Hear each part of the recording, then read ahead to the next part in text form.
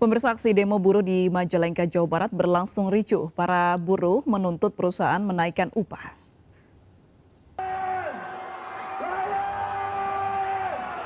Aksi saling dorong terjadi antara buruh yang tergabung dalam Serikat Pekerja Majalengka dengan petugas gabungan di gerbang masuk gedung pendopo kantor Pemkab Majalengka, Jawa Barat.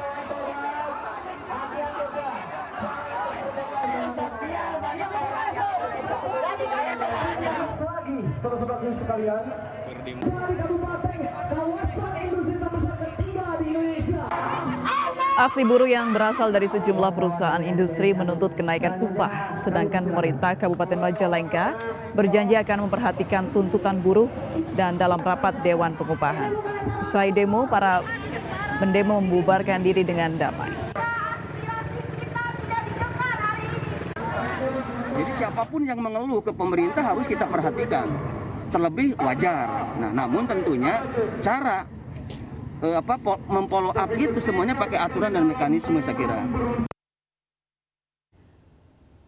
Ya, pemirsa, terkait tuntutan buruh, kita akan berbincang bersama Andi Gani Nenawea, Presiden KSPSI. Selamat sore, Pak Andi. Selamat sore, Pak Andi. Baik, Pak Andi. Selamat sore. Baik, terima kasih Pak Andi sudah bergabung bersama kami di Indonesia Petang. Pak Andi, sebenarnya apa saja sih tuntutan buruh ini, Pak? Yang pertama, ini sangat menyedihkan.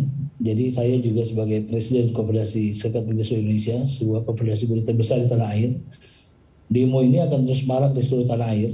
Ini tadi teman-teman lihat di Majalengka sudah bergerak sangat masif, dan di beberapa daerah lainnya. Hal ini bisa kita hindari bersama.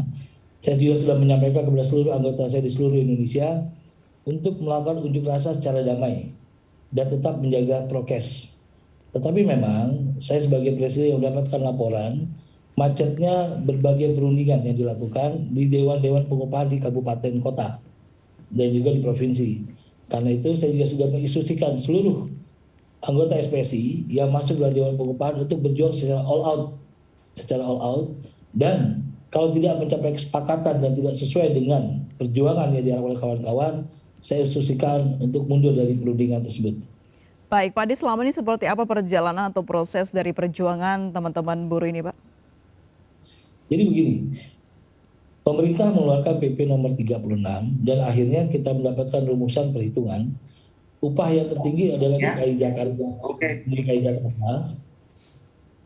Halo? Oke, silakan, Pak. DKI Jakarta di 4,4 dan Jawa Tengah yang terendah pada saat ini. Dan angka kenaikannya hanya 1,09%. Hanya 1,09%. Tentu ini sangat menyedihkan di saat kebutuhan masyarakat, kebutuhan buruh juga sangat luar biasa. Kita membutuhkan itu.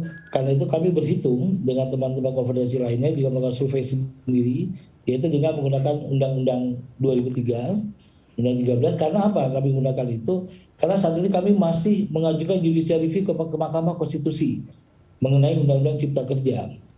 Karena itu kami tetap menggunakan aturan yang lama, karena dalam proses belum inkrah.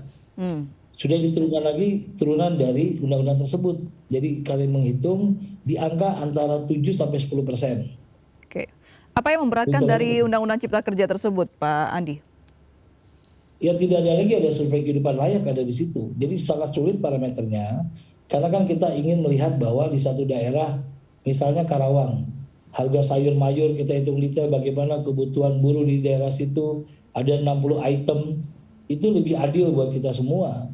Kalau sekarang tidak dihitung inflasinya, bagaimana indikator pertumbuhan ekonominya, karena itu kenaikan 1,09%, artinya DKI Jakarta ini akan naik di tahun 2022 sekitar Rp50.000. Kami juga sangat menyadari di situasi pandemi ini ada perusahaan yang mampu dan sanggup untuk membayar lebih, dan ada juga yang tidak mampu membayar dalam situasi pandemi seperti ini. Karena itu juga kami menginstruksikan kepada anggota saya di tingkat kepengurusan unit kerja di pabrik-pabrik untuk bisa berunding secara bipartit dengan pengusaha-pengusaha tersebut. Tapi instruksi saya adalah yang pertama, unjuk rasa ini kemarin, hari ini dan besok pasti akan sangat luas di seluruh Indonesia. Saya tetap berpesan dan menginstruksikan kepada seluruh anggota SPSI di seluruh Indonesia sebagai konfederasi buruh terbesar agar tidak ada kerusuhan atau kericuhan yang ditimbulkan dari unjuk rasa tersebut. Unjuk rasa dijamin oleh undang-undang dan itu adalah hak demokrasi untuk rakyat Indonesia menyampaikan pendapatnya.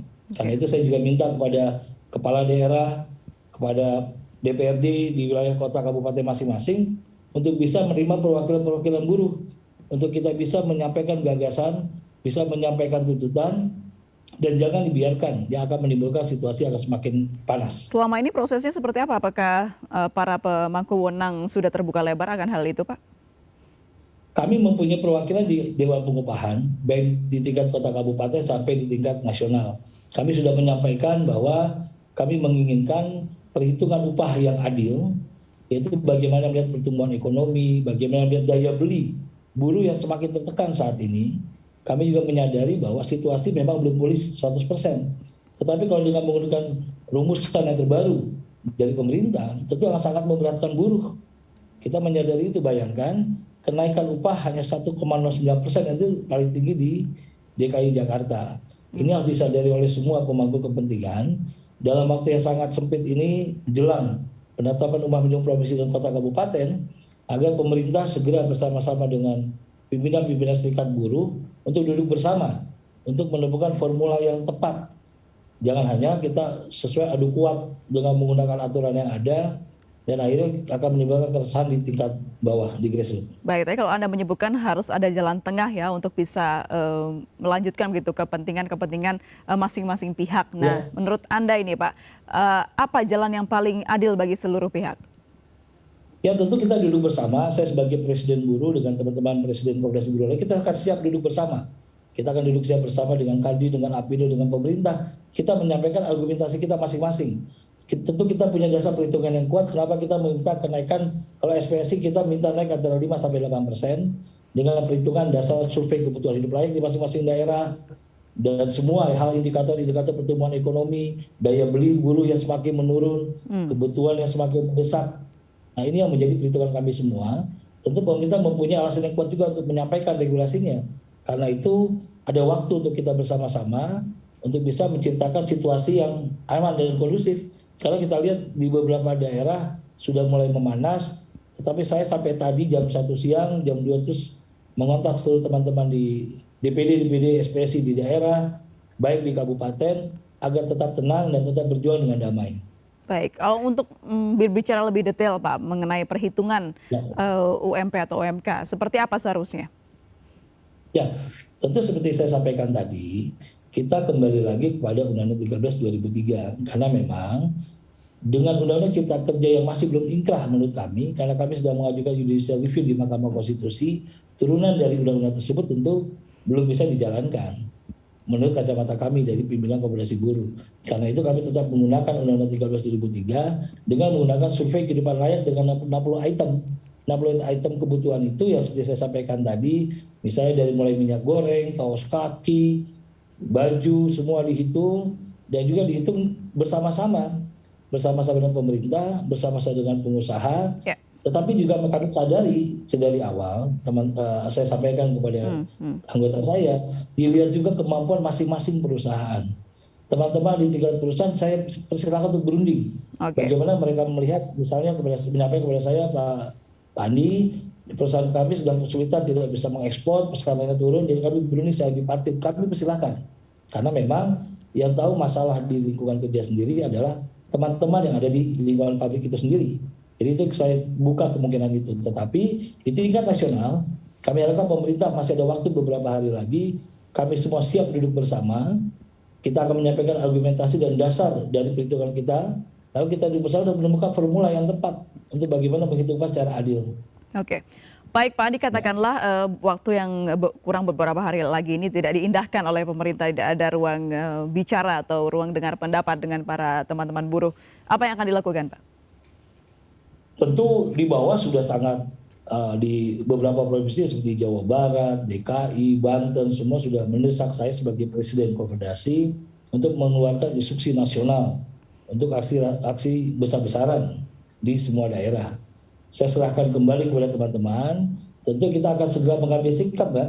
Akan segera mengambil sikap kalau tuntutan kami tidak diindahkan dan tidak diperhatikan, pasti akan ada sikap tegas dari KSPSI sebagai komunitas buruh terbesar di tanah air ini. Saya sebagai presiden akan mengambil sikap, tetapi tetap terukur. Kita juga mesti menjaga kondusivitas wilayah, mesti menjaga keamanan. Itu yang harus kita perhitungkan bersama. Karena itu saya mengajak pemerintah dalam kesempatan ini bersama pengusaha, mari kita duduk bersama. Mari kita beradu argumentasi dengan dasar masing-masing hingga kita bisa menemukan formula yang tepat.